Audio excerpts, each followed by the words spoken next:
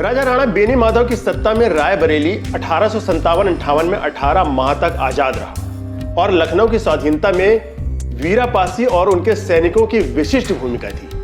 उनकी वीरता से बेगम हजरत महल भी इतनी ज्यादा प्रभावित थी कि उन्होंने उन्हें दलेरे जंग की उपाधि से नवाजते हुए आजमगढ़ की सूबेदारी प्रदान कर दी थी। साथियों, आप देख रहे हैं डीके एवरीथिंग चैनल और मैं हूं आपका दोस्त दिलीप बावरिया।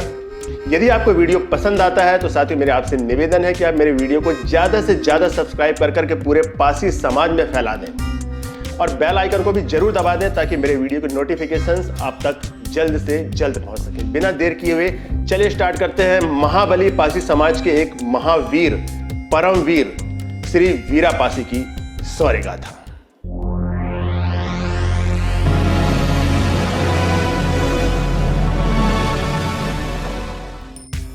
बेगम ने 7 जुलाई 1857 को जब अवध के शासन की वास्तविक बागडोर अपने हाथों में ली थी, तब राजा राणा बेनी माधव, सेनापति वीरापासी और उनकी छापामार टोली ही उनकी असली मददगार बनी थी। रायबरेली की जन क्रांति 10 जून 1857 को राणा बेनी माधव के नेतृत्व में प्रारंभ हुई थी, पर रायबरेली के अभियान के पूर्व 30 मई 1857 को राणा बेनी माधव व सेनापति वीरापासी लखनऊ में अंग्रेजी सेना के छक्के छुड़ाने के लिए 15,000 जांबाज सैनिकों के साथ पहुंच गए थे।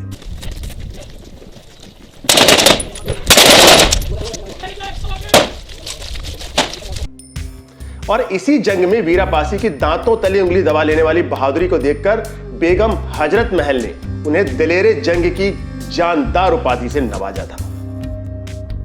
साथियों, पासी समाज के प्रतापी महावीर वीरापासी का जन्म 11 नवंबर 1835 ईस्वी में रायबरेली के लोधवारी गांव में हुआ था। वे रायबरेली में शंकरपुर रियासत के राजा राणा बेनी माधव बख्श सिंह के अंगरक्षक थे, यानी उनके बॉडीगार्ड थे। जब अंग्रेज राणा बेनी माधव को बंदी बनाकर ले गए थे, तब वीरापासी ने ही राजा को अंग्रेजों के चंगुल से छुड़ाया था। राजा को बचाने के लिए वीरापासी ने अपनी जान की बाजी लगाकर 50 से अधिक अंग्रेज सिपाहियों को मौत के घाट उतार दिया था। इतने बलशाली, इतने महावीर थे वे। उनकी इसी वीरता और वफादारी से खुश होकर राजा ने वीरापासी को राज्य का सेनापति नियुक्त कर दिया था। दोस्तों, यकीन कीजिए, वीरापासी के नाम से अंग्रेज थर थर कांपा करते थे और अंग्रेज वीरापासी से इतने डरने लगे थे कि उन्होंने उन पर 50,000 रुपए का इनाम घोषित कर दिया था, उन्हें गिरफ्तार करके पकड़ के उनके सामने पेश करने पर। जी हां, 50,000 रुपए का, जिसका प्रमाण आज भी लंदन के एक पुस्तकालय में रखा हुआ है।